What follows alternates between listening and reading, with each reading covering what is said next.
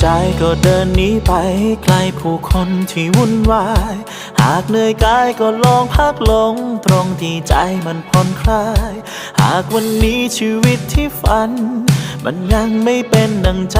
ไม่เป็นไรค่อยเริ่มกันใหม่พรุ่งนี้ออกเดินทางไปบนถนนหาตัวตนที่เรามีว่าวันนี้ชีวิตที่ดีมันมีความสุขอยู่จริงไหม